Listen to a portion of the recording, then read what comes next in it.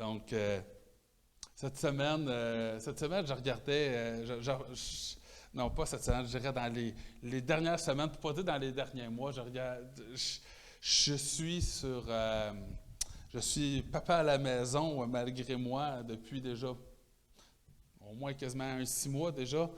À l'origine, c'était à cause du congé parental et là, c'est rendu à cause de la COVID. Mon entreprise, présentement, roule à la moitié de son effectif. Et moi, je fais partie de la moitié qui ne fait pas partie de ceux qui travaillent. Donc, ça doit faire à peu près 6 mois que je suis à la maison et j'ai juste ça, du temps pour aller voir ce qui se passe un peu partout. Puis à un moment donné, je fais le tour de Facebook, je fais le tour de YouTube, je fais le tour de tout. Puis tu finis par tout faire le tour de tout parce que finalement, tu te rends compte qu'il y en a du temps quand tu ne peux pas réellement faire de projet parce que tu t'occupes d'un enfant. Donc, bref, là, je suis en train de déraper. Je suis en train de faire une thérapie finalement au lieu de prêcher. Là. Je vais revenir à la prêche. Puis je regarde tout ce qui se passe présentement en ligne, qu'est-ce qui se passe sur les réseaux sociaux, puis je ne peux pas m'empêcher de voir, écoute, à tous les jours, ou à peu près à tous les quelques jours, je vois une nouvelle chose en lien, que ce soit avec la fin du monde, avec la marque de la bête, et à toutes les fois qu'il y arrive quelque chose dans le monde qui nous sort de notre habitude, qui sort de l'habituel, c'est un pattern qui revient à toutes les fois. C'est immanquable. D'ailleurs, j'avais déjà prêché jadis sur toutes les prophéties par rapport à la fin des temps qui avaient été apportées. Et ultimement, j'avais parlé que dans les années 1900 jusqu'à 2000, dans le fin fond, il y avait eu plus de 54 différentes prophéties de la fin du monde qui a été donnée, ce qui veut dire une prophétie, un peu plus qu'une prophétie de la fin du monde aux 2 ans. Et j'avais pogné ça sur, il y a une page Wikipédia qui est une source extrêmement fiable. Il y avait une page sur Wikipédia qui a listé justement toutes les prédictions de la fin du monde. D'ailleurs, si vous allez sur Google, marquez liste des prédictions de la fin du monde. Je pense que c'est le premier résultat qui tombe en haut. Et là, tu les vois par année. Et il y en a un aux 2 ans. Puis là, j'étais curieux, j'ai retourné voir cette semaine sur juste depuis les années 2000, comment c'est. Et depuis le début des années 2000, on est rendu à 14 prophéties ou 14 fins du monde qu'on aurait dû traverser.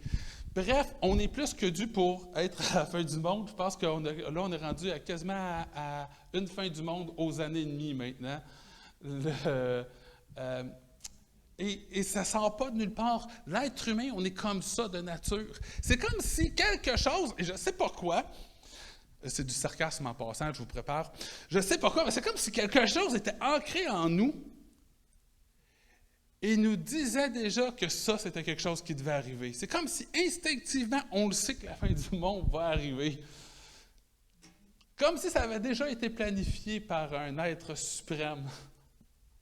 Mais quand je regardais cette liste-là, c'était pas juste des chrétiens là, ou des gens qui croyaient dans la Bible là, qui arrivent avec cette tendance-là. Il y a des gens aussi qui sont des non-chrétiens. D'ailleurs, là-dedans, on inclut les histoires des calendriers mayas et toutes ces choses-là et la fin du monde. D'ailleurs, présentement, si je ne me trompe pas, en 2020, c'est-à-dire cette année, en théorie, New York est censé être présentement en dessous de l'eau. C'était un autre des prophéties là, par rapport aux choses qui devaient arriver. L'être humain, on est comme ça. On aspire à la catastrophe, on aspire à la fin du monde et les choses de la fin du monde, mais ça ne sort pas de nulle part, ça. Puis c'est pas quelque chose de mal en soi, c'est juste qu'il faut le faire bien.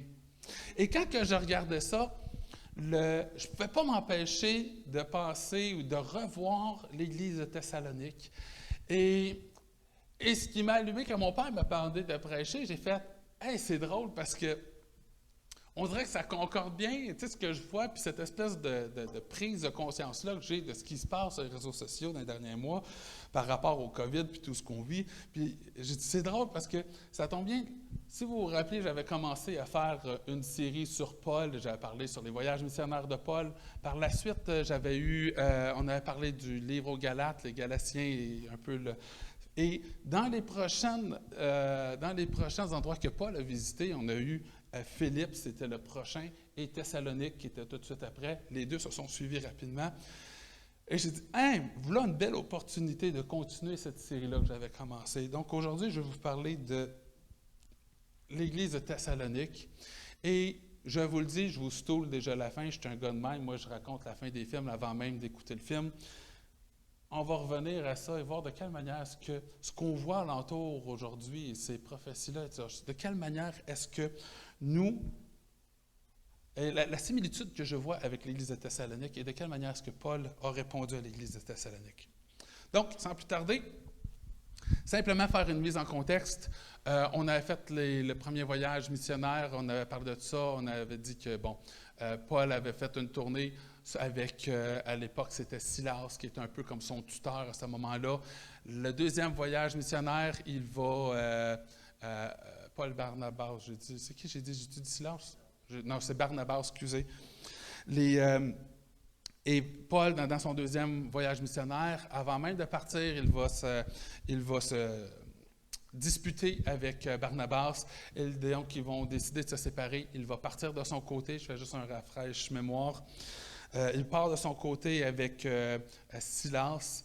Et en cours de route, il va monter, faire le tour des églises. Et retourner voir les églises, il a déjà vu, parce que, si vous vous rappelez bien, la première voyage missionnaire avait pris fin à cause qu'il y avait eu, les gens avaient remis en question les enseignements de Paul par rapport à la circoncision et la loi juive. Donc, il était retourné à l'église d'origine à Jérusalem pour pouvoir aller discuter de ça avec les disciples qui étaient là. Et donc, il repart annoncer c'est quoi la conclusion ou les nouvelles ou qu'est-ce qui est sorti de tout ça. Et ça a été notre livre aux Galates. C'était ça qui a été la prêche par rapport au livre aux Galates. Et après ça, de là, il n'est pas resté là longtemps. Il est passé très rapidement à travers la Galatie parce qu'il s'en allait pour aller continuer son voyage un peu plus loin. Donc, à ce moment-là, il va croiser, c'est là qu'il va arrêter à Lystre et on va lui parler de Timothée, on va prendre Timothée avec lui. Et là, à la suite de ça, il va aller à Philippe. C'est là qu'on a l'histoire qu'on connaît de Paul et Silas en prison, qui pendant la nuit, ils vont louer et que les murs vont shaker, les prisons, les portes vont s'ouvrir. C'est là que cette histoire-là va se passer. À la suite de ça, c'est après, quand ils vont partir de Philippe, ils vont passer par deux villes où c'est qu'on raconte à peu près rien. Donc, on prend pour acquis qu'ils ont soit passé au travers ou qu'il ne s'est pas vraiment passé rien d'important là. Ça c'était probablement bref. Et ils arrivent à Thessalonique. Donc, on est rendu à Thessalonique à ce moment-là, dans le deuxième voyage missionnaire. Simple mise en contexte, un peu quand que Paul et Silas arrivent avec Timothée à Thessalonique, il va pendant 3 semaines, il va aller prêcher dans les synagogues, pas prêcher, mais enseigner dans les synagogues, et exposer que Christ était le Messie. Celui qui a été crucifié est le Messie qui avait été annoncé. Plusieurs personnes vont être converties à ce moment-là, et non seulement des Juifs, mais beaucoup de non-Juifs aussi vont être convertis à ce moment-là. Et au bout de 3 semaines, normalement, Paul il s'en sort bien en général, mais là, déjà au bout de 3 semaines, les Juifs qui étaient là, qui ne se sont pas convertis finalement au message, ont tout de suite commencé à vouloir à s'attaquer à Paul. Et donc, Paul a dû fuir Thessalonique très rapidement. Et il est allé dans une petite ville pas bien loin de Thessalonique qui se retrouve à être à Darbe, si je me rappelle bien, là, j'ai un blanc de mémoire. Il me semble que c'est à Darbe, qui est une ville très, très proche de Thessalonique. Et là, il va continuer ses enseignements avec les frères qui sont là. Et ça nous dit qu'eux, ils sont tellement captivés par ce que Paul va dire, mais ils sont tellement soucieux de la vérité, de ne pas se faire avoir par des sectes ou des nouveaux cultes, que ça nous dit qu'eux, ils vont voir Paul, ils vont avoir les enseignements de Paul, et quand ils retournent chez eux le soir, ils vont aller étudier les Écritures pour aller voir si ce que Paul leur a dit était vrai. Et donc, ils vont retourner chez eux, ils viennent faire leurs études, aller prouver, voir si ça a de l'allure ou pas. Ils reviennent le lendemain, Paul continue de les instruire, et là, ils vont faire ça pendant un certain nombre de temps, jusqu'à temps que les Juifs de Thessalonique apprennent qu'il était en train de faire ça à Dampe, pas bien loin. Donc, ils descendent de Thessalonique, puis ils viennent pour venir chercher le Paul. Ils sont décidés de pouvoir mettre un terme au ministère de Paul. Et là, Paul va s'enfuir. C'est là qu'il va aller à Athènes et par la suite à Corinthe. Certains croient que c'est à Corinthe, lorsqu'il était à Corinthe, qu'il aurait écrit, du moins, la première lettre aux Thessaloniciens, probablement même les 2 lettres aux Thessaloniciens. Donc, c'est assez rapidement après cette période-là.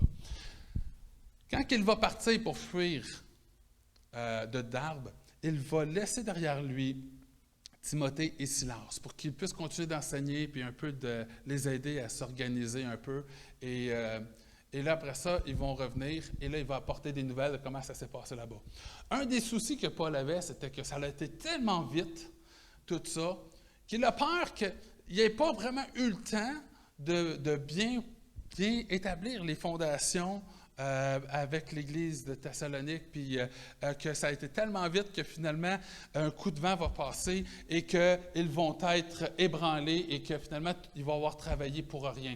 Donc, c'est une de ses inquiétudes et c'est une des choses que Timothée va leur rassurer lorsqu'il va arriver. Il va dire, non, attends, là, ça va vraiment bien présentement à Thessalonique. Ils sont vraiment des chrétiens fervents. Et oui, c'est vrai, ils sont vraiment persécutés. La persécution est grande à Thessalonique, mais ils sont plus zélés que n'importe qui ailleurs. Et d'ailleurs, Paul, quand il va écrire aux Thessaloniciens, il va dire, votre foi est un exemple pour tous ceux qui sont dans la Macédoine. Vous êtes un groupe exemplaire. Malgré la persécution, vous trouvez une manière de pouvoir rester fidèle et de rester zélé et ancré dans la parole de Dieu. Et l'autre chose que Paul avait peur, c'est qu'il soit probablement troublé ou facilement ébranlés par des faux enseignements que d'autres pourraient apporter. Parce qu'étant donné qu'ils n'ont pas eu un fondement solide avec, mettons, 3 ans de temps d'enseignement de cours bibliques intense de Paul, il dit, écoute, c'est possible qu'ils se fassent berner par des gens qui arrivent avec des faux enseignements. Parce que Paul le sait, c'est ce qu'il vit déjà depuis un certain temps. Là. Il y a des gens qui sont là et qui essayent de défaire ou qui ils font de la désinformation par rapport à la foi chrétienne pour essayer de faire échouer la foi chrétienne. Et donc, Paul est un peu concerné par ça, et c'est un peu le back and forth qu'il va avoir avec un peu Timothée à ce moment-là. Mais à toutes les fois que Timothée revient, il rapporte toujours des bonnes nouvelles de l'Église de Thessalonique. Donc, c'est un peu le contexte de l'Église de Thessalonique à ce moment-là. Et on voit quand on lit les lettres, la première et la deuxième lettre aux Thessaloniciens, que les Thessaloniciens ont une passion, on va le dire comme ça, pour tout ce qui touche la vie après la mort, la fin des temps, le retour de Christ, le jour du Seigneur. Ils sont passionnés par ces choses-là. Et semble-t-il que Paul, du moment où il était avec eux, il a eu quand même le temps de bien leur expliquer les choses concernant la fin des temps. Maintenant, j'ai déjà parlé qu'il y avait des gens qui faisaient de la désinformation par rapport à des enseignements pour essayer de venir tromper les gens de l'Église, pour les emmener à échouer de la foi.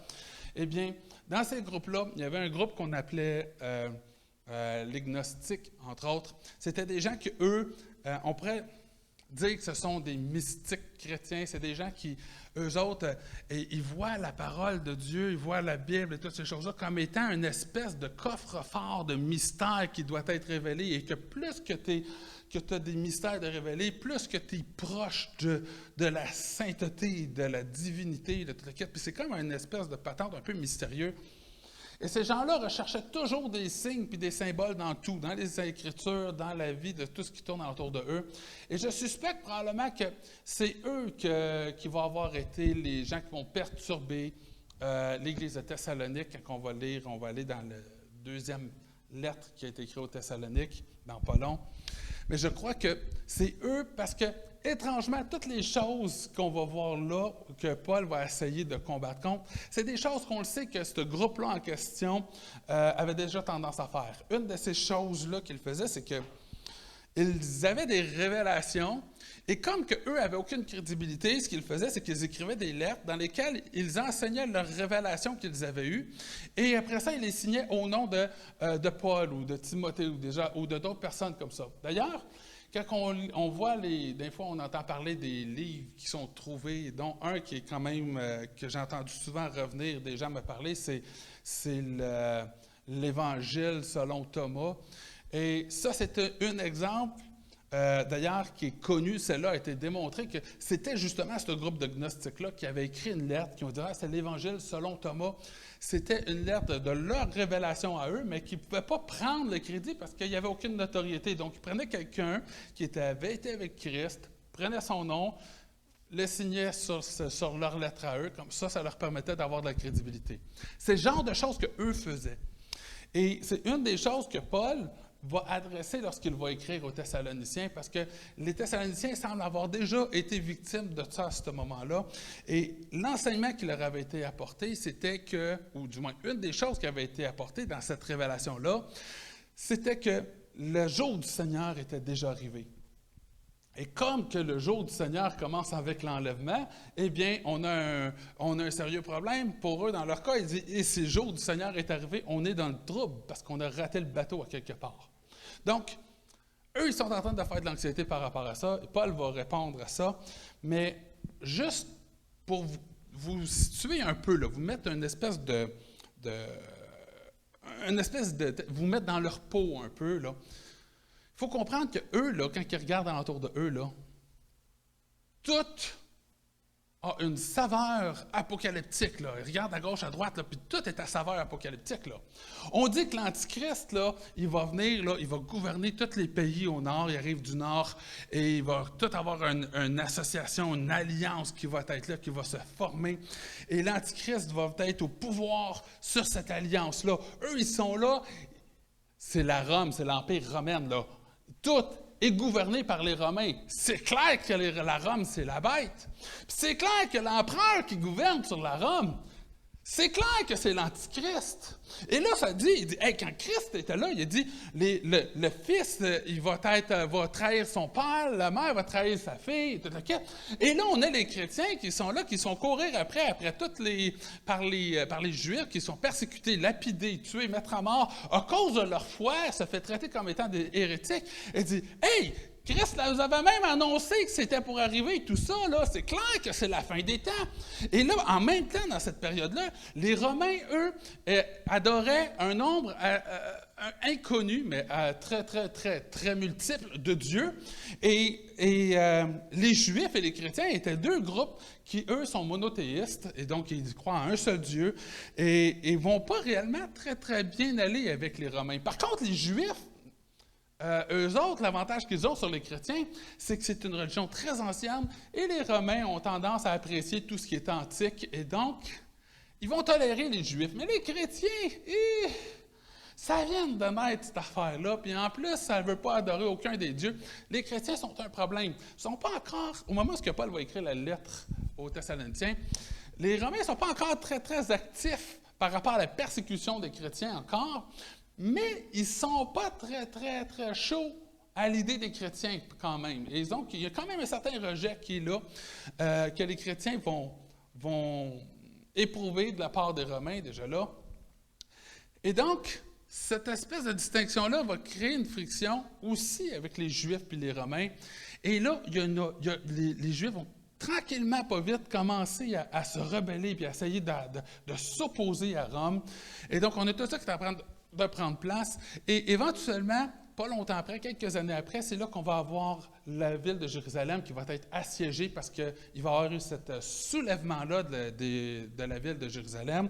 Elle va être assiégée pour, quelques années plus tard, être détruite par le feu après ça, quand les Romains vont rentrer et vont mettre le feu au temple, entre autres.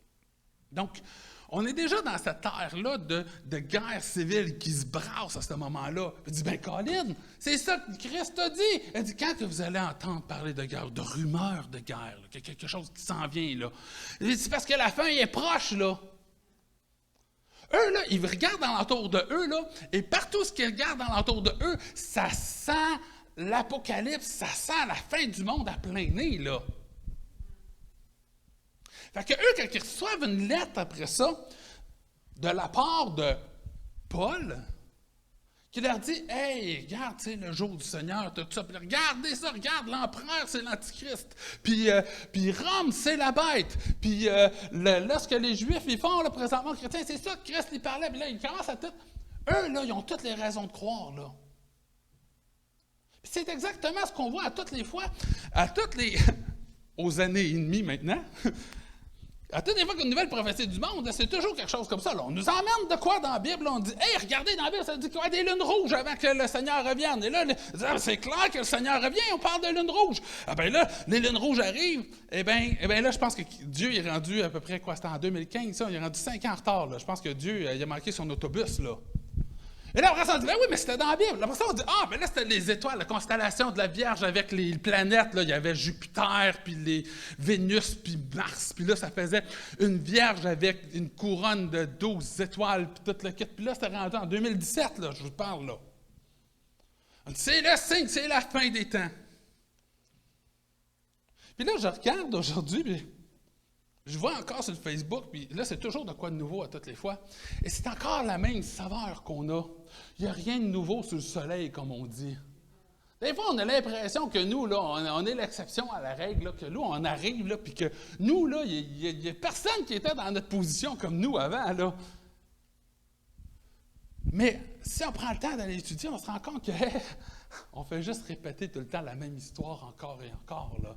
Les Thessaloniciens, là, ils sont exactement dans cette position-là. Là. Ils ne sont pas bien différents. Ce qui m'emmène maintenant à 2 Thessaloniciens. On va commencer à lire au début du 2e chapitre. On va le lire en 3 coups dans le fin fond. On va lire du verset 1 au verset 8, mais on va le faire en trois coups parce qu'on commentait en chaque. Donc, maintenant qu'on a l'espèce de contexte par rapport à l'Église de Thessalonique, dans 2 Thessaloniciens, le 2e chapitre, le verset 1, je lis dans la version Louis II 21, ça nous dit « En ce qui concerne le retour de notre Seigneur Jésus-Christ et notre rassemblement auprès de lui, nous vous le demandons, frères et sœurs, ne vous laissez pas facilement ébranler dans votre bon sens, ni troubler par une révélation ou par une parole ou par une lettre qui semblerait venir de nous, comme si le jour du Seigneur était déjà là. Que personne ne vous trompe d'aucune manière. » Ici, j'ai déjà tout expliqué cet aspect-là. J'essaye une stratégie différente cette fois-ci. J'explique avant, puis après ça, je lis. Fait que vous faites déjà les liens quand on lit. Du moins, je l'espère, c'est un peu mort. Donc, mais on le voit déjà là, il y a des fausses lettres. Ils ont reçu des fausses lettres, ils ont reçu ces faux enseignements-là. Puis là, Paul, attention, là, laissez-vous pas tromper par ces faux enseignements-là. Là. Et là, il y a un problème, par contre, Paul. Il leur écrit une lettre, puis il dit « Faites pas confiance quand vous recevez une lettre en mon nom », mais il leur écrit une lettre en son nom. Et là, c'est un peu contradictoire. Comment tu veux qu'il ait confiance à cette lettre-là plus que l'autre lettre? Comme un problème, là. Mais Paul, il y a une stratégie pour régler ça. Ce qu'il va faire, puis c'est ce qui va créer cette espèce d'ambiguïté-là qu'on va voir qui va venir par la suite, mais qui pour eux n'était absolument pas ambigu, c'est que Paul va dire, écoute, au lieu de vous dire dans ma lettre, comme que je fais d'habitude, au lieu de vous dire dans ma lettre, vous donnez l'enseignement-là, eh bien, à la place que je vais faire, vous le savez que j'étais avec vous, vous savez ce que je vous enseignais. Fait qu'à la place de vous dire l'enseignement-là, je vais juste vous pointer sur ce que vous savez déjà. Et là, c'est ça qu'il va commencer à faire. Il dit, regarde, vous le savez, là, il est censé se passer ça. Je vous en ai parlé, vous le savez en détail. Il ne va même pas détailler là, ce qui va se passer parce qu'il n'y a pas besoin de le faire. Il leur a déjà expliqué quand il était parmi eux. Fait que là, nous, après ça, on arrive 2000 ans plus tard, on regarde ça, puis on dit, c'était bien pratique pour eux, ça les a aidés, mais nous, de notre côté, ça nous complique un peu la vie, et ça nous oblige à faire un peu plus d'études pour réussir à comprendre de quoi ils parlent. Mais c'est un peu ça, là, ici, qui va se passer. Donc, on continue dans on est rendu à peu près à la 2e moitié du verset 3. Ça dit, « En effet, il faut que l'apostasie arrive d'abord et qu'apparaisse l'homme du péché, le fils de la perdition. L'adversaire qui s'élève contre tout ce qui s'appelle, ou de tout ce qu'on appelle Dieu et qu'on adore. Il va jusqu'à s'asseoir comme Dieu dans le temple et en se proclamant lui-même Dieu. Ne vous rappelez-vous pas que je vous disais cela lorsque j'étais encore avec vous? Et maintenant, vous savez c'est quoi qu'il retient, afin qu'il n'apparaisse que lorsque le moment sera venu pour lui. Il dit, vous les connaissez, ces informations-là. Et il dit, voici la partie clé, là.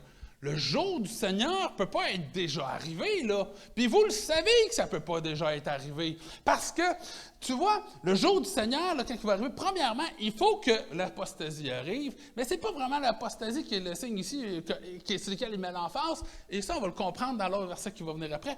Mais c'est vraiment plus, il dit, il faut que l'homme du péché apparaisse. Si l'homme du péché n'est pas apparu, il n'y a aucune chance qu'on soit dans le jour du Seigneur.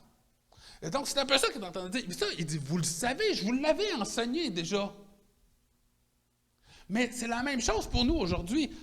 Moi, aujourd'hui, je pense qu'une des choses que je vois plus souvent passer sur les réseaux sociaux, ces choses-là, c'est la marque de la bête. Ça, c'est la marque de la bête. Ça, c'est la marque de la bête. Ça, c'est la marque de la bête. Et là, ils vont trouver une manière de faire des 666 avec n'importe quoi. Écoute, je pense qu'ils sont capables de faire un 666 avec les pots habitants de confiture à framboise. Et ils mettent des 666 partout. Ils réussissent d'une manière ou d'une autre à jongler ça pour mettre des 666 un peu partout puis dire ça, c'est la marque de la bête. Ça, c'est la marque de la bête.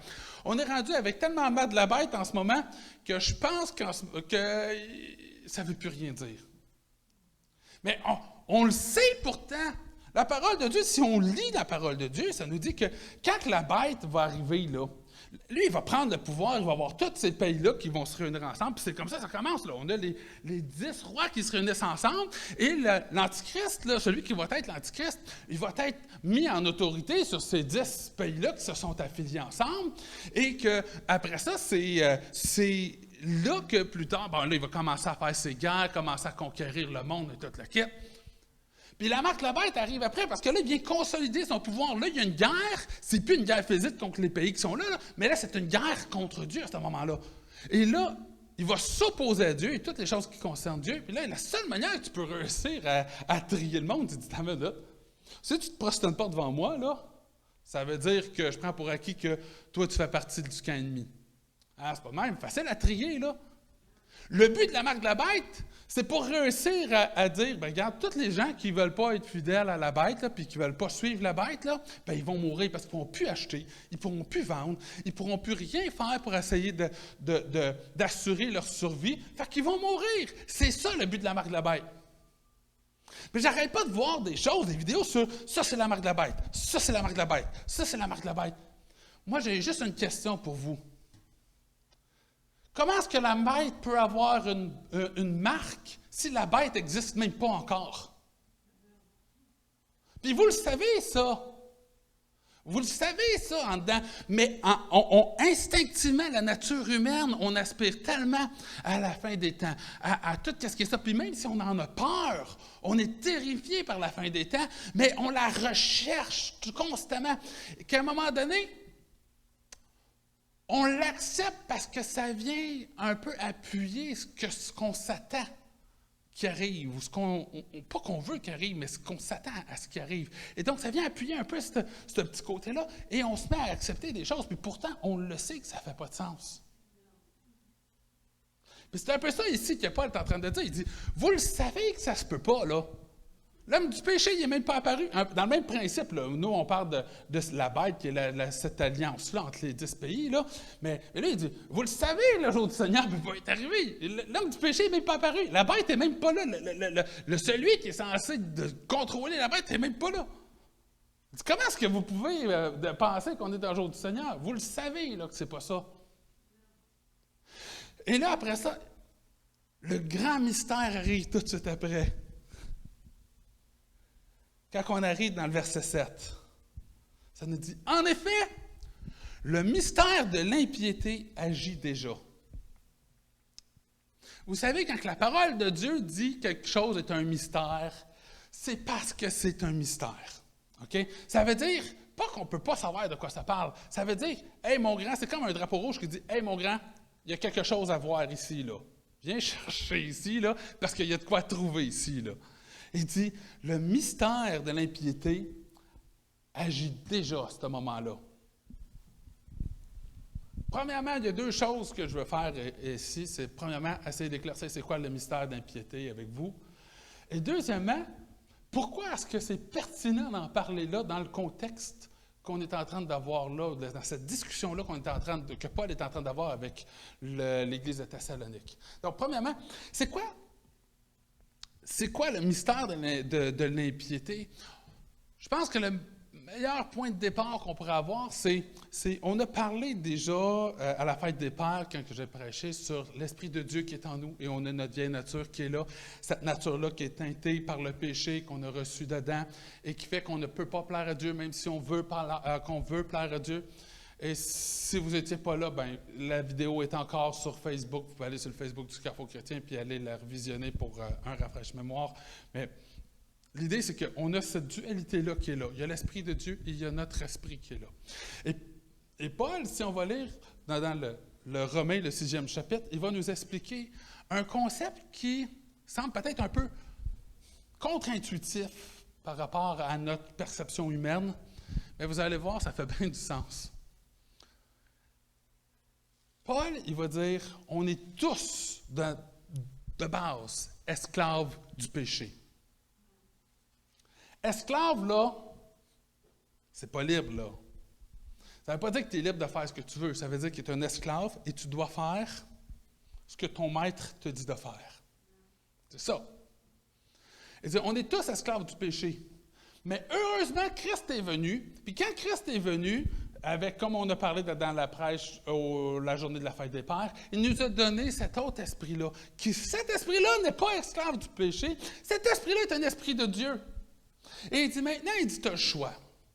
Tu peux être esclave de Dieu ou tu peux être esclave du péché. Il n'y a pas un troisième choix, là. Il n'y a pas comme, moi, je ne veux pas être esclave du tout. Il est trop tard, Adam a scrappé ça pour toi. Maintenant, tu as le choix.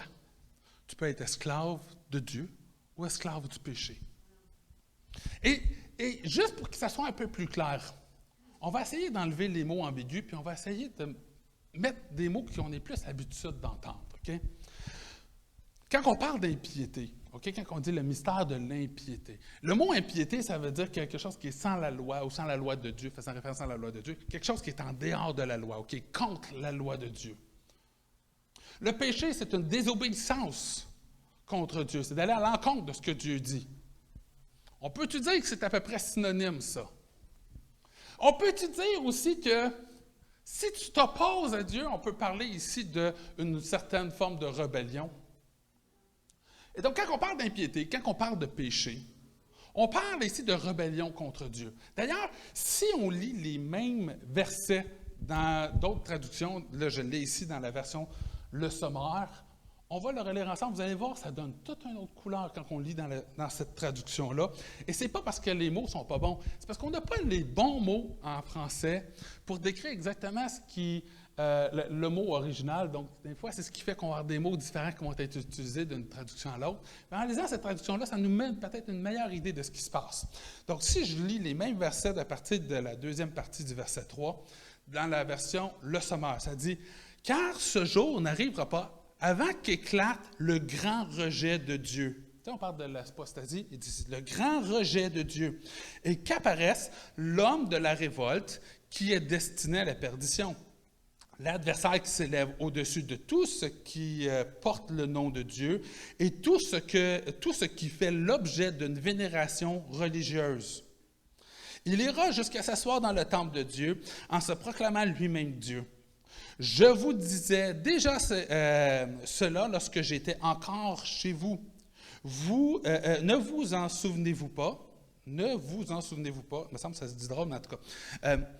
Vous savez ce mais en tout cas, continue. Vous savez ce qui le retient. Pour l'instant, afin qu'il ne paraisse que lorsque son heure sera venue. Et le verset 7, il dit, « Car la puissance mystérieuse de la révolte contre Dieu est déjà à l'œuvre. » La puissance mystérieuse de la révolte contre Dieu est déjà à l'œuvre. Mais il suffira que celui qui le retient jusqu'à présent soit écarté pour qu'alors apparaisse l'homme de la révolte. Quand on parle de l'apostasie, c'est le grand rejet de Dieu dans cette traduction-là. Quand on parle du péché, c'est c'est la révolte contre Dieu. Et quand tu commences à comprendre ce lien-là, ça devient tellement clair après ça quand tu dis « Hey, que notre vieille nature, même si elle veut plaire à Dieu, elle ne peut même pas plaire à Dieu. » Pourquoi? Parce que notre vieille nature, elle est animée par une révolte contre Dieu. Donc, c'est la première chose ici que Paul nous apporte. Si on va dans Romains, le 6e chapitre, on va aller à partir du verset 12. Donc, Paul met en place, il dit, soit qu'on est esclave de notre vieille nature, qui est une révolte, qui est une nature de révolte contre Dieu, ou soit qu'on est esclave de Christ. Okay? Il a déjà établi ça, et là, on est rendu là. Il dit, que le péché ne règne donc plus dans votre corps mortel pour vous soumettre à lui par ses désirs. OK? On va continuer après, vous pouvez garder votre doigt là. Mais il dit que le péché, éliminez le péché dans votre vie là, pour qu'il ne règne plus sur vos vies par vos désirs. Ce qu'il faut comprendre, c'est que le péché utilise nos désirs pour nous faire ce qu'il a besoin qu'on fasse. On est esclave du péché. Quand on parle d'un esclave, il faut comprendre qu'un esclave, c'est un peu comme un employé à l'époque. C'est juste qu'ils sont à temps très plein et que leur salaire est un peu différent. Okay? Nous, on nous donne de l'argent pour qu'on achète notre maison. Eux, ils se font tout de suite donner une place pour dormir. Ils se font loger, nourrir, protéger. S'ils sont malades, ils vont, leur maître va prendre soin d'eux. L'idée, à l'époque, c'est on a une perception très négative de l'esclavage aujourd'hui, mais à l'époque, l'esclavage, tu peux avoir des bons maîtres et des mauvais maîtres. Ça, on comprend ça. On a l'impression que tous les maîtres étaient des mauvais maîtres. Mais les gens, à l'époque, se mettaient sous l'esclavage volontairement, parfois. C'était pas si horrible que ça, là. C'est juste que l'idée, c'est que tu es rendu à la merci de ce maître-là. Il dit, si tu te places sous l'esclavage du péché, là, tu travailles, tu vas faire les choses du péché. Le péché a un objectif. Le péché, on l'a dit, c'est le rejet, c'est la rébellion contre Dieu. Quand le Satan il est venu dans le jardin pour tenter Ève, là, son rôle, c'était pas de venir détruire Ève. Non, il venait la recruter. C'est un recrutement qu'il faisait, là, pour qu'elle fasse les œuvres nécessaires à la rébellion contre Dieu. C'est un recrutement qui s'est passé. Et on a tous été recrutés. Et même si on ne le sait pas, quand on suit nos désirs, on a l'impression qu'on est libre quand on fait ce qu'on veut. Mais l'affaire, c'est que c'est ça. Ce qu'on veut, on ne s'en rend pas compte que ce n'est pas notre liberté. Notre liberté, nos désirs sont animés par cet esprit-là de rébellion contre Dieu. Donc, le mystère de l'impiété qui est déjà actif à ce moment-là, c'est que si tu ne vis pas selon l'Esprit de Dieu, automatiquement, tu es sous l'esclavage du péché. Tu es un employé qui travaille pour la rébellion contre Dieu. Et tu t'en rends pas compte parce que c'est à travers tes désirs que ça se passe. Et d'ailleurs, c'est pour ça qu'on va lire dans la Bible que quand que tu places ton regard sur les choses de Dieu, et tu vas aspirer, tu vas aimer les choses de Dieu, automatiquement, ta manière de choses, de penser, d'aimer les choses que tu désires, ils changent.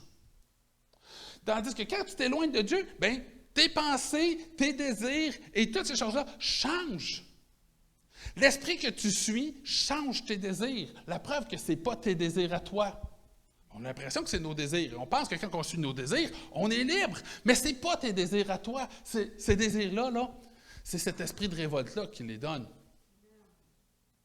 Maintenant, si cet esprit de révolte-là, là, on a tendance à penser que le péché, c'est comme un état d'être. Mais ce n'est pas ce que la parole de Dieu enseigne. Il y a une structure, ils sont organisés, ils ont une mission. Si on est animé par cet esprit-là,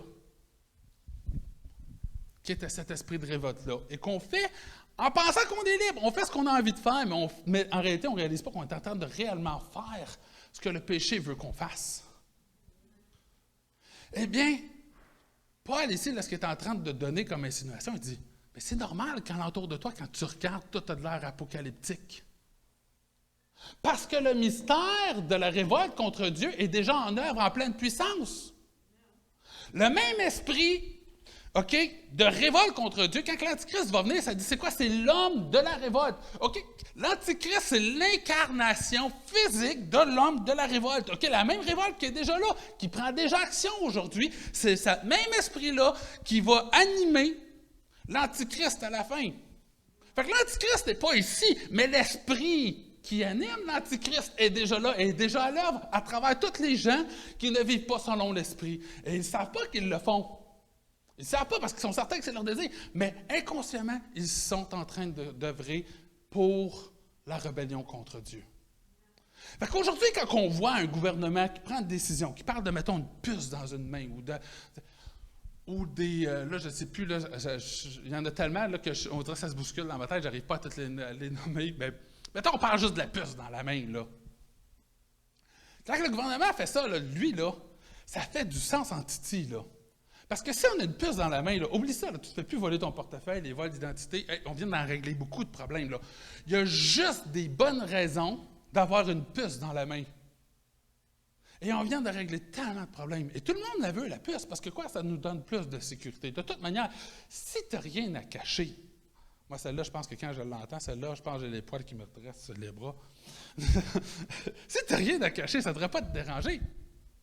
Mais on pense comme ça parce qu'on est animé par cet esprit-là de révolte contre Dieu, puis on ne s'en rend pas compte que ce qu'on fait, même si ça, ce n'est pas à l'encontre de Dieu, ce n'est pas péché. La puce, je vais vous le dire, là, ce n'est pas la puce le problème. Parce que de toute manière, on ne peut pas accepter la marque de la bête si la bête n'est pas là. On le sait que ce n'est pas la marque de la bête, la puce, par définition. On le sait. On ne veut peut-être pas l'accepter, mais si on prend le temps de s'arrêter et y penser réellement, on va s'en rendre compte que ça ne fait pas de sens. Ça ne peut pas être la marque de la bête. Par contre, ça ne veut pas dire que la bête ne peut pas utiliser cette technologie-là pour pouvoir faire ce qu'il va avoir à faire. Moi, ce que je me rends compte, c'est qu'à travers toutes les années, quand on étudie l'histoire, on se rend compte qu'à tout le temps dans l'histoire, on était toujours dans une position où on avait l'impression que c'était la fin du monde qui était sur le bord d'arriver.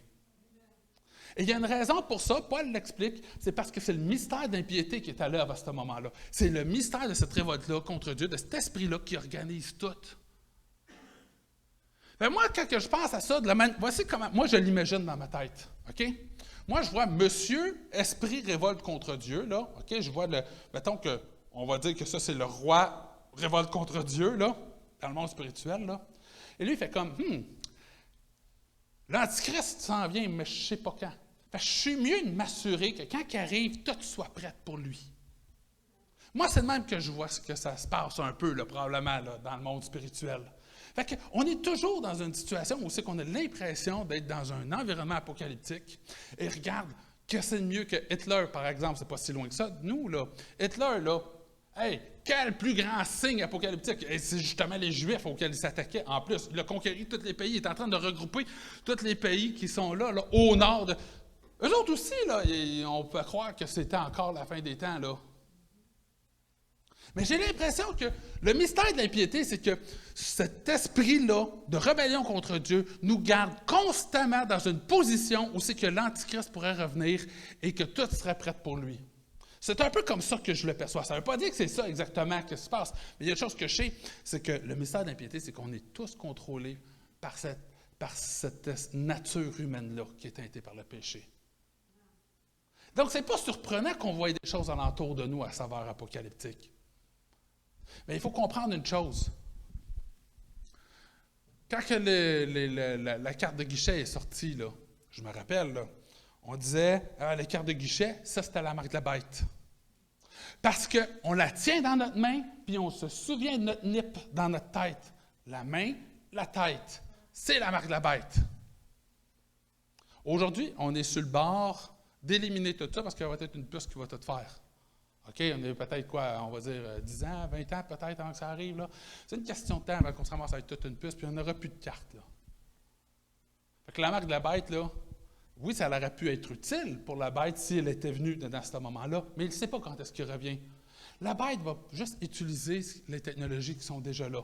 Au même titre que quand ça nous dit que quand il va s'asseoir dans le temple, puis tout le monde va le savoir, puis tout le monde va le voir en même temps, là, tout ce qui se passe, puis Dieu qui revient, puis toutes ces affaires-là, on va tout voir ça en même temps. Ça ressemble étrangement à du streaming live. Là, présentement, il y a des gens qui sont chez eux en ce moment et qui voient, en même temps que je vous parle, ils ne sont même pas ici, puis ils voient ce qu'on... C'est C'est une technologie qui va être utilisée dans l'Apocalypse, ça, là, probablement, là. Peut-être que la technologie va changer, ça va être peut-être comme les cartes de guichet, puis à un moment donné, ça n'existera plus, le streaming live, puis il va y avoir autre chose. Mais c'est un genre de technologie qui pourrait être utilisée dans la fin des temps, ça, là. Est-ce que ça veut dire que le streaming live, c'est de Satan, puis c'est une mauvaise chose, puis qu'on doit le rejeter, puis qu'on doit avoir peur de ça? Au contraire, l'Église, présentement, on stream live et on se rend compte que la portée, l'impact que nous avons sur le monde et sur les gens qui nous entourent est beaucoup plus grand depuis qu'on utilise la technologie. Mais souvent, on a peur des technologies parce que ces technologies-là nous rappellent des choses qu'on a vues dans la Bible. Mais vous savez quoi? La parole de Dieu nous dit que dans 2 Pierre, le 3e chapitre, il dit « Attendez et hâtez la revenue du jour de Dieu, la venue du jour de Dieu. » Attendez et hâtez la venue du jour de Dieu. Le jour de Dieu, là, le jour du Seigneur, c'est pas quelque chose qu'on est censé d'essayer de repousser, puis d'avoir peur, puis de paniquer. Ah! On est censé de l'attendre, puis de hâter l'arrivée. Comment est-ce qu'on hâte l'arrivée de venue? C'est pas en disant « OK, on va voter maintenant pour la puce. » là. C'est pas ça, là. On hâte la venue du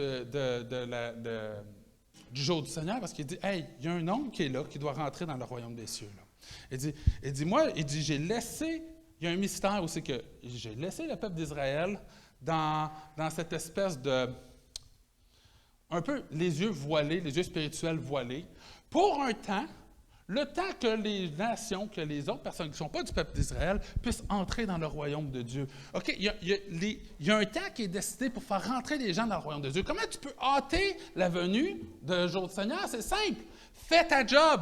Dieu dit, pas Dieu, mais Christ a dit, allez vers toutes les nations, faites de toutes les nations des disciples, les baptisons au nom du Père, tu fais, c'est du Saint-Esprit. Ta job, c'est d'aller évangéliser. Il dit, quand tu vas évangéliser, puis quand que tu convertis les gens, il dit, c'est comme ça que tu vas hâter l'arrivée du jour du Seigneur. Mais on n'est pas censé d'avoir peur du jour du Seigneur, on n'est pas censé d'être inquiète par rapport au jour du Seigneur.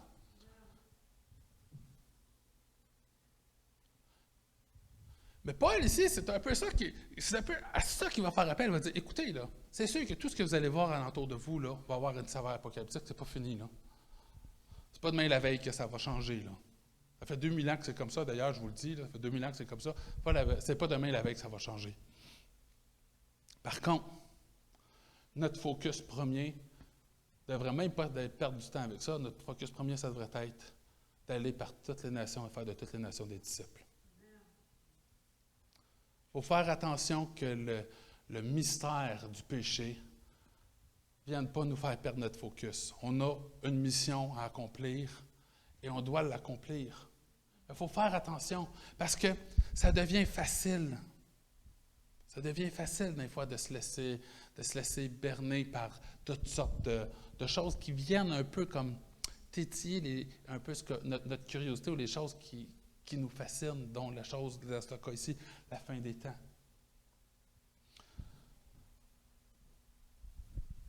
Ce que Paul il dit faites attention.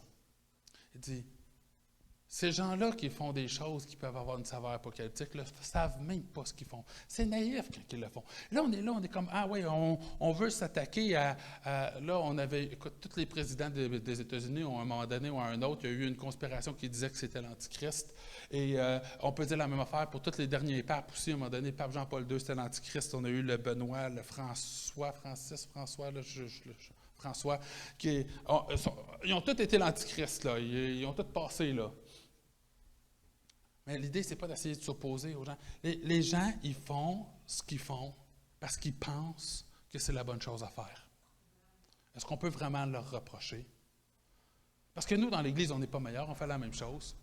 Dites-moi, d'où viennent les divisions dans l'Église? C'est parce qu'il y a quelqu'un qui pense que le pasteur, ce qu'il fait, ce n'est pas ce qu'il devrait faire. Puis eux autres, leur intention, c'est de sauver les pauvres personnes qui se font berner par le pasteur en leur apportant la bonne nouvelle de leur révélation qu'ils ont eue. Les gens sont pas mal intentionnés quand ils font ce qu'ils font. Ils ne savent pas que ce qu'ils font peut servir à quelque chose de plus grand plus tard. On ne s'en rend pas compte, et même nous, souvent, on le fait. C'est pour ça que c'est important en tant que chrétien de vraiment faire attention pour marcher selon l'Esprit de Dieu. La seule chose qui nous garantit qu'on n'est pas en train d'ouvrir la voie pour l'Antichrist ou pour le péché ou pour peu importe chose. La seule chose qui nous garantit, qui nous donne cette certitude-là, c'est en étant esclave de l'Esprit de Dieu. Parce qu'on est juste esclave de l'Esprit de Dieu ou de cet esprit de rébellion-là.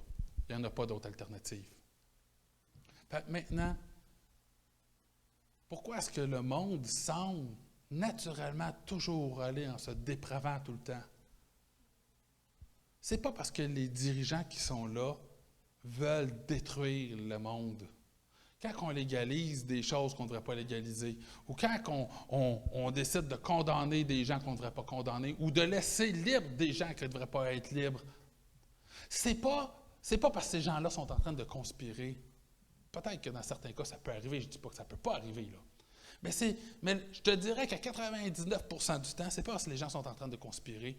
C'est que les gens font ce qu'ils pensent être la bonne chose, mais ils ne réalisent pas qu'il y a quelque chose, il y a un agenda qui est caché en arrière de tout ça, qui est spirituel. Aujourd'hui, je vous l'annonce, la même chose qui a déjà été annoncée plein de fois auparavant. Ce qu'on vit aujourd'hui, là, ce n'est pas une guerre. On n'a pas à lutter contre la chair et le sang. On ne lutte pas contre des présidents ou contre des associations secrètes ou des choses du genre. Je vous le dis, peu importe l'association secrète, là, okay? Les Illuminati ou les hommes lézards, ou peu importe, là. Peu importe les associations secrètes qui peuvent avoir été mises là, sur Internet. Oui, des fois, je me trouve moi aussi un peu trop cultivé. Je n'en connais trop des affaires bizarres des fois. Mais même si les Illuminati existaient et qu'ils avaient tout le pouvoir qu'on dit qu'ils ont, là, Dieu, pour eux, c'est des pinottes. S'ils décident, mettons, de fendre la terre en deux, bien, tu sais quoi? Si Dieu a décidé que non, la terre ne sera pas fendue en deux, là, peu importe ce qu'ils vont faire, jamais la terre va être fendue en deux. Et vous savez, quand vous commencez à lutter contre des histoires de conspiration, ou contre la fin des temps, des marques de la Bible, tout ça, savez-vous quoi? Prenez le temps d'y penser réellement, là. Dieu les a prophétisés, ces choses-là. Sont déjà annoncées. Peu importe ce que tu vas faire pour essayer d'empêcher la marque de la bête d'arriver, j'ai une nouvelle pour vous autres, elle va arriver.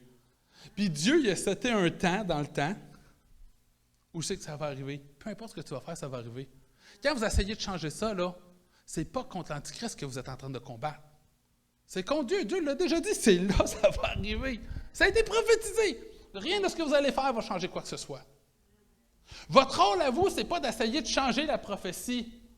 Votre rôle à vous, c'est de faire confiance à Dieu, à Christ, puis de suivre la direction de son esprit. À un tel point que dans Matthieu, quand il parle justement dans les derniers jours, il dit « Quand vous allez être emmenés devant les tribunaux, perdez même pas votre temps, essayez de vous préparer là, quand vous allez être emmenés pour être persécutés pour votre foi. Là. Perdez même pas votre temps pour vous préparer. L'Esprit va vous donner, au moment donné, les choses que vous allez avoir à dire. » On a une seule préoccupation, et je peux vous dire que ce n'est pas d'essayer d'empêcher la fin des temps. Parce que si vous faites ça, vous êtes en train de travailler contre Dieu. Parce que quand vous empêchez la fin des temps, ou même si vous étiez capable de le faire, si vous réussissez à empêcher la fin des temps, vous savez c'est quoi vous êtes en train d'empêcher? Vous êtes en train d'empêcher Christ de revenir sur terre pour venir régner ici puis apporter la paix éternelle. Mais ça devient facile parfois de perdre le focus. Parce que c'est des choses qu'on connaît déjà. Et on a l'impression que la fin des temps, un peu, des fois, en tant que chrétien, ça nous appartient. C'est notre petite chose à nous, tu sais. Puis on connaît la fin de l'histoire, fait qu'on essaie de changer l'histoire. Mais jamais Dieu nous a demandé de faire ça. Pas dur, on doit marcher par l'Esprit, suivre l'Esprit de Dieu. Recherche d'abord les choses d'en haut. Laisse faire ce qui se passe ici sur terre. Ce n'est pas ton royaume de toute manière. Tout ça, là, on n'est même pas habitant, citoyen de rien, d'aucun des pays qui est ici. On est citoyen du royaume de Dieu. Laisse faire tout ça. Arrête de te préoccuper de ça, puis préoccupe-toi du royaume de Dieu. Il y a des citoyens qui sont censés entrer dans le royaume de Dieu, puis qui attendent juste après vous pour pouvoir entrer dans le royaume de Dieu. C'est votre rôle. Allez et commencez à mettre le focus sur le royaume de Dieu. Recherchez le royaume de Dieu.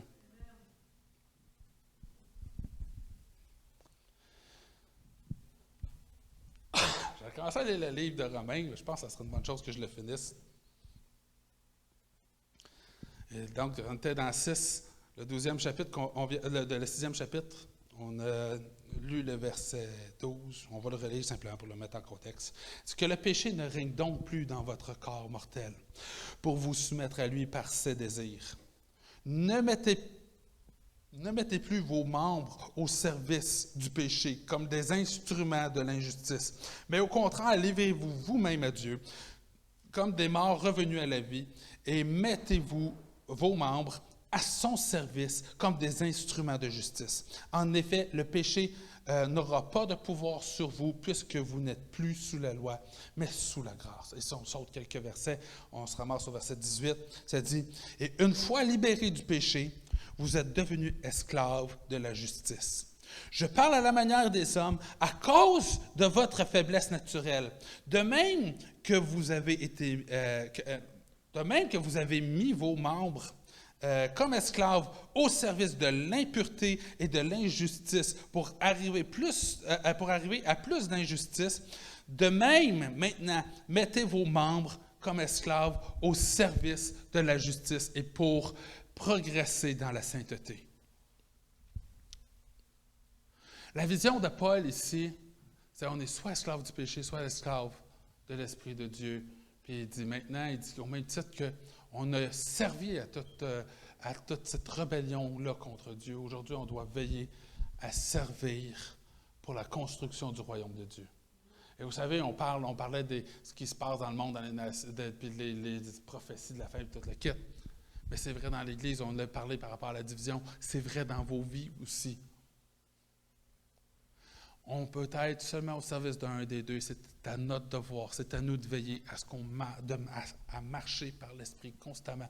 J'ai l'impression que toutes les fois que je prêche, la conclusion est toujours la même, marcher par l'Esprit. Mais c'est facile, c'est comme la réponse facile à tout, parce que si on marche par l'Esprit, tout le reste arrive tout seul, tout le reste va débouler naturellement. Si on marche par l'Esprit, on va évangéliser. Si on marche par l'Esprit, la puissance de Dieu va se manifester à travers de nous. Si on marche par l'Esprit, on ne va pas amener notre affection aux choses de la chair.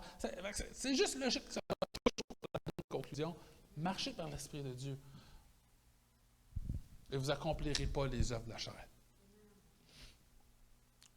Donc, c'est un peu l'Église de Thessalonique. C'est pour ça que quand je regarde les choses qui se passent dans les dernières semaines, puis je vois ce que Paul vit avec l'Église de Thessalonique, je dis, wow, il me semble que j'ai l'impression de revoir exactement ce que les Thessaloniciens ont passé au travers, ce qu'ils ont vécu. On revoit ça à maintes et maintes reprises. Et maintenant, on le voit en moyenne aux années et demie. Je trouve ça toujours drôle quand je pense à ça. C'est très, très ironique dans ma tête de penser qu'on a une fin du monde aux ans et demi. Mais c'est quand même le cas. On a toujours une prophétie qui sort. Je vous dis, simplement pour votre propre plaisir, là, allez sur Wikipédia ou allez sur Google, marquez « Liste de prédictions de la fin des temps ». Allez voir ça. Vous allez scroller à pu finir, là. C'est impressionnant. Puis ça nous met en perspective qu'est-ce qu'on vit aujourd'hui. N'oubliez pas c'est quoi notre rôle. Vivons par l'Esprit. Suivons Dieu, mais gardons notre regard fixé sur Christ. C'est ça qui est important. Et oui, peut-être que Dieu va nous permettre de voir arriver le jour de son retour. Peut-être qu'on va être averti. Mais il y a une chose que je peux vous dire, c'est que tout ça, c'est pas un peu d'importance. Notre rôle dans tout ça, c'est même pas de réussir à prédire le retour de Dieu. Notre rôle dans tout ça, c'est d'être au service de Dieu.